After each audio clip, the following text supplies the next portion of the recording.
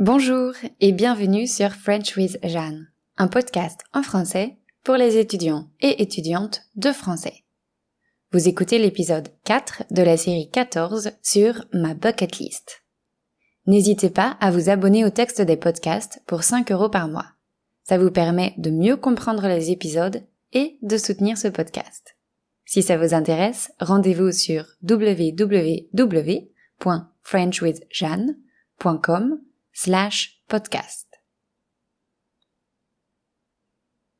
Alors, la dernière fois, j'ai listé tous les points de ma bucket list qui étaient réalisables sur le court ou moyen terme.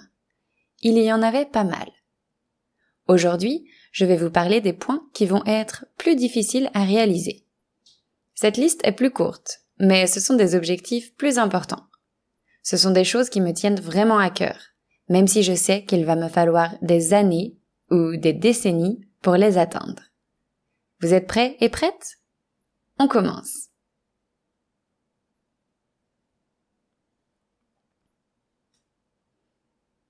Mon premier objectif sur le long ou le très long terme, c'est celui d'écrire un livre.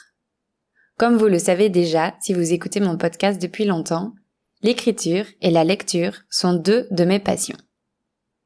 La lecture me permet de stimuler mon imagination, de me divertir, de me nourrir intellectuellement et d'améliorer mes compétences en langue. L'écriture, elle, m'aide à aller bien. Je considère l'écriture comme un moyen thérapeutique essentiel pour mon bien-être.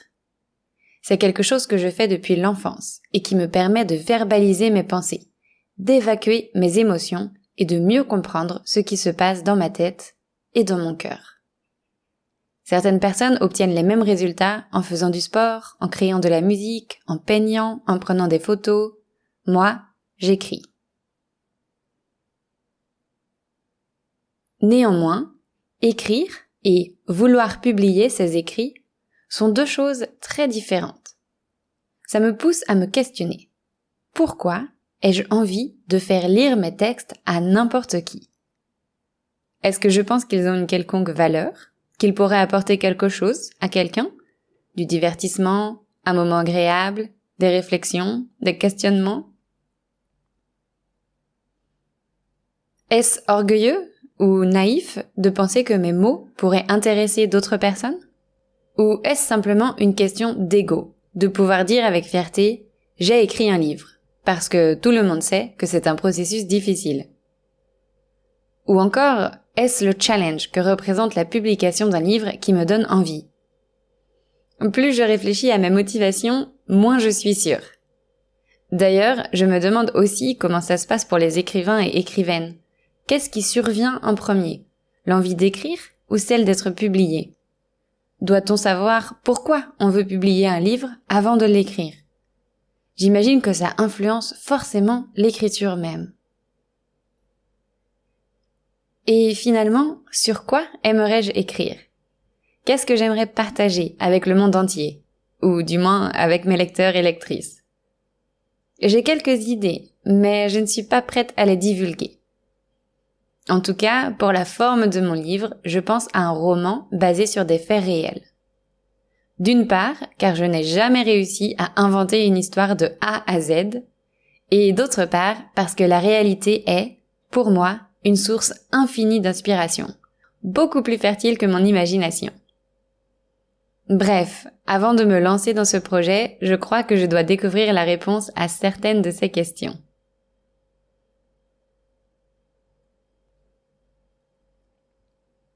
Mon deuxième objectif est également ambitieux. En effet, je rêve d'atteindre la liberté financière. C'est un terme à la mode en ce moment. Pour ceux et celles qui n'en ont jamais entendu parler, être libre financièrement signifie simplement que l'argent n'est pas un problème. Concrètement, ça veut dire avoir assez d'argent pour s'offrir une vie agréable. C'est donc tout simplement avoir des revenus plus élevés que ses dépenses courantes, de manière durable. Souvent, les personnes qui rêvent de liberté financière souhaitent ne plus être dépendants d'un emploi pour vivre. Ainsi, la somme d'argent à gagner pour atteindre cette situation dépend de chaque individu, et notamment de son style de vie. Moi, quand je pense à la liberté financière, je ne pense pas à devenir extrêmement riche et à avoir de l'argent à ne plus savoir quoi en faire. Bon, ce serait pas mal si ça arrivait, mais ce n'est pas mon but. Non, mon objectif à moi, c'est de gagner un peu plus que ce dont j'ai besoin pour assurer mes dépenses minimum, c'est-à-dire pour me nourrir, me vêtir, me loger et me déplacer. Pour y arriver, il faudrait que je mette en place un système avec différentes sources de revenus. C'est un objectif sur le très long terme car je dois me former aux différents investissements possibles. L'immobilier, la bourse, les crypto-monnaies. J'ai vraiment peu de connaissances sur ces sujets et pas du tout envie de prendre de gros risques. Donc, ça va prendre du temps.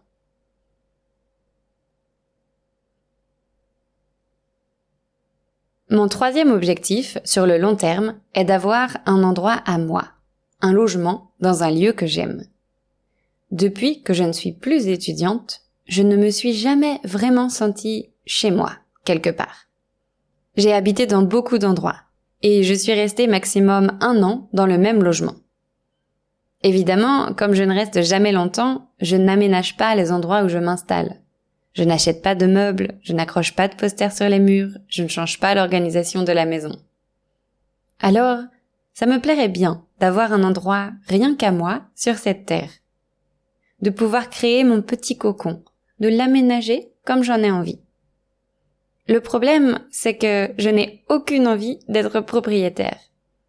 Cette perspective ne m'a jamais attirée, car lorsqu'on devient propriétaire, on devient aussi responsable de tous les éventuels problèmes. Or, moi, je n'y connais rien en plomberie, en électricité, en architecture. C'est ce qui me plaît en étant locataire.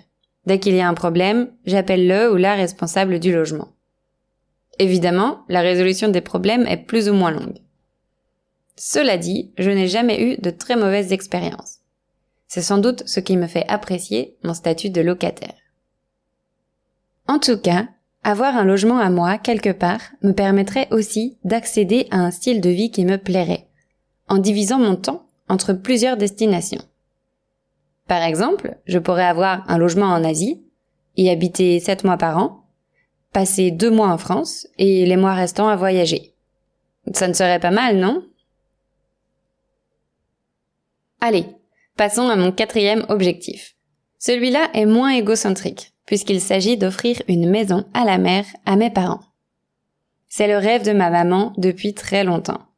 Posséder une maison avec vue sur la mer et pouvoir s'y rendre le temps d'un week-end, pour s'isoler du reste du monde et se ressourcer. Comme moi, ma mère adore l'océan. Je l'ai sans doute déjà mentionné dans le podcast, mais mes parents adorent la Bretagne, cette région de la France qui s'enfonce dans l'océan Atlantique. Ils y vont régulièrement. Je crois qu'ils aiment les côtes sauvages, avec le vent qui décoiffe et les vagues qui se fracassent bruyamment contre les rochers. Il y a aussi les petits marchés, les galettes salées et les crêpes au chocolat, les feux de cheminée en hiver et les baignades en été. Mes parents ont 56 et 57 ans. Je ne serais pas étonnée si, une fois à la retraite, ils décidaient de vendre leur maison pour s'installer sur la côte.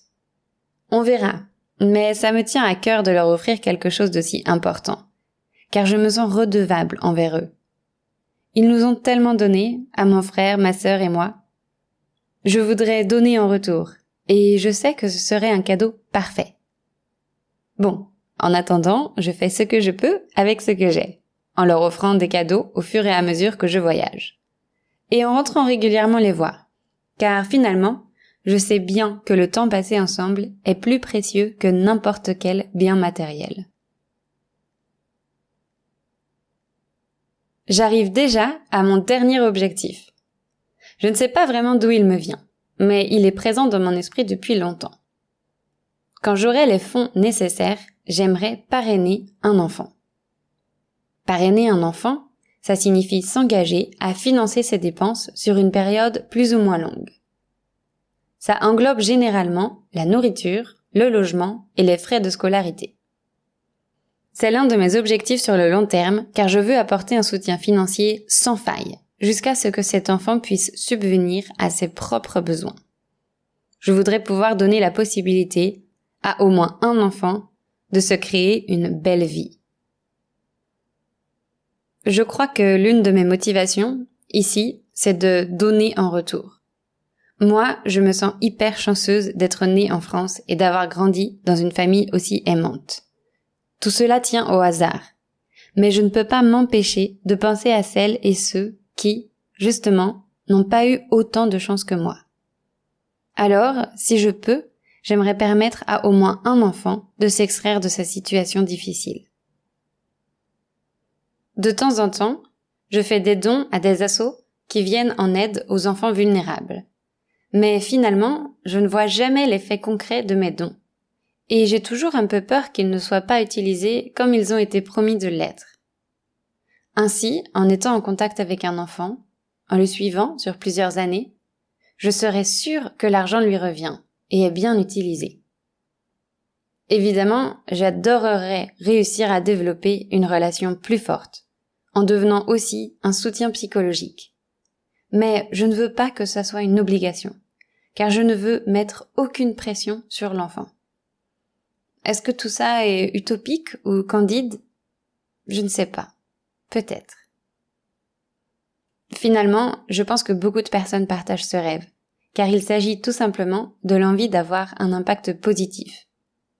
J'espère en avoir déjà un, via mon activité de prof de français, mais j'ai espoir de pouvoir créer un impact encore plus fort.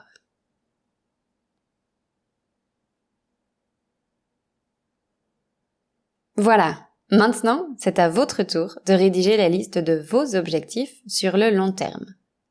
Qu'est-ce que vous aimeriez faire, devenir, avoir, d'ici 20 ou 30 ans ?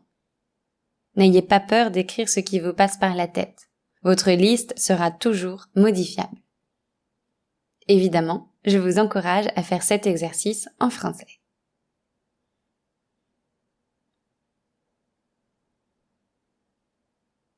Avant de se quitter, j'ai une petite annonce à vous faire.